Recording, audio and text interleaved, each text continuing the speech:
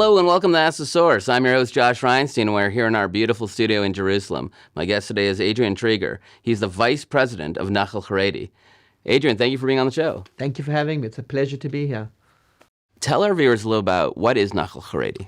Nahal Haredi is the organization who's responsible for supplying an envelope of support for ultra-Orthodox or Haredi soldiers in the IDF. We hear a lot about that in the news now. There's a lot of talk that we're missing 7,500 soldiers, that the Haredim or the ultra-Orthodox have to hire their numbers when going to the army. What is Nahal Haredi doing about that? So we're approaching the challenges, I'd say, in three basic streams. The first is pre-military preparation. The second is support during service. And finally, support after the service, enabling Haredi soldiers to be able to get education, good jobs, and the ability to develop successful families, which means that pre-army we provide 3 Hesder yeshivot for Haredim, which is yeshiva and that goes together with army service, as well as 2 Mechinot Dam Tzvayot, which are pre-military academies, which concentrate a bit more on physical preparedness as well as studies. And also in our yeshiva studies, they can finish the matriculations and get degrees.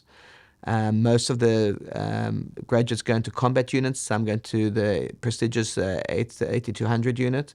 And then during the army, we supply support in terms of lone soldier housing, rabbinical mentors that go on. We work hand in glove with the army, and we go onto the base and support them and help them. And then after the service, help them get degrees, jobs, etc., and preparation for life needs. October 7th was a wake-up call for everyone, and since then we're seeing more Haredim going into the army, but Nahal Haredi has been around for a long time. How many people have gone through the program? What are the numbers? We have 18,000 veterans, just over 18,000, and about 2,800 active soldiers in compulsory service. We see that the nation of Israel was founded with a Torah in one hand and a gun in the other. The Haredi leadership says that it's equally as important to pray and learn Torah as other people are fighting. What do you say to that? We need to look at what's achievable and needs. There are a number of Haredim who are learning full-time in yeshiva, and no one's really looking to challenge that. But there's a huge amount of the Haredi community who are either what's called the gray area, which are registered, but they're not really learning, and those have fallen out of the yeshiva environment completely.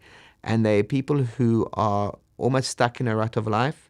They can do a lot more, and they're stuck in where they're going to. And the military gives opportunity to achieve self-realization, build themselves up, get self-confidence, get into jobs so they can become self-sufficient, take care of their families, and actually succeed when they're actually stuck in life. And I think that's an area that can really be utilized. It's really helping them out. And we've got thousands of potential soldiers who's doing good for them, for the Haredi community, for the IDF, and for the Israeli community in general. Yeah, we hear a lot about the rabbis who run these communities and that the people there, they want to go to the army, but if they do, they don't get good marriage connections, they don't get into the good yeshivas, the studying schools and things like that. What can be done to get the leadership to understand that if people want to go to the army, they should allow them to do so? That's a very good question. I think that we're seeing change in the community, the rabbinical leadership, to see the army for those who haven't quite fitted into the yeshiva structure as an option. What we need to do is more carrot than stick. We need to provide an infrastructure in the army that enables these soldiers to have a Haredi lifestyle and respects it, but enables them to become good soldiers. Many of our soldiers have done wonderfully and got a lot of respect, good praise from the army, especially those who were active on 7th October and those who have been fighting in Gaza. Our Milim units were key in the fighting in Jenin over the last 3 months. And I think the idea is to really build proper programs, which is what Nahal Haredi is doing, so that the community can feel more and more comfortable, not only with them going to the army, but when they see what comes out of the army and say, I never thought my child would achieve that. I'm so proud of him. Rabbi Yosef, the chief rabbi of Israel, said that if they're forced to go to the army, a lot of people will leave Israel. Is that a bluff, or is that something that might happen? We really have to focus on the positive, especially since the 7th of October. And what we need to do is, again, I think that's the debate on the carrot and the stick. In general, with the Jewish people, we are a stiff-necked people. The more you push and force, the more we draw away. The more we give opportunities, the more we draw towards it.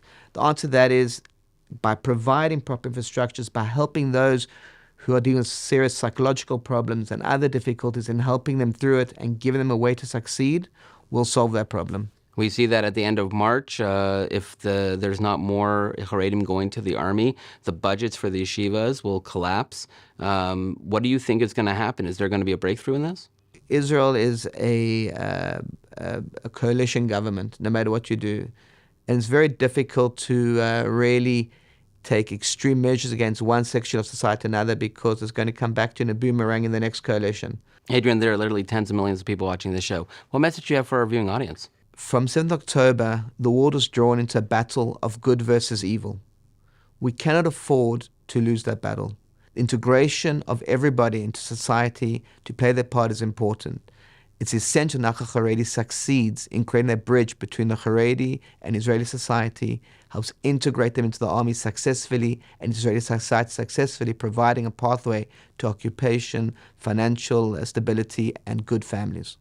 Thank you, Adrian, for being on the show. And thank you for tuning in to Ask the Source. I'm your host, Josh Reinstein, wishing you a happy Purim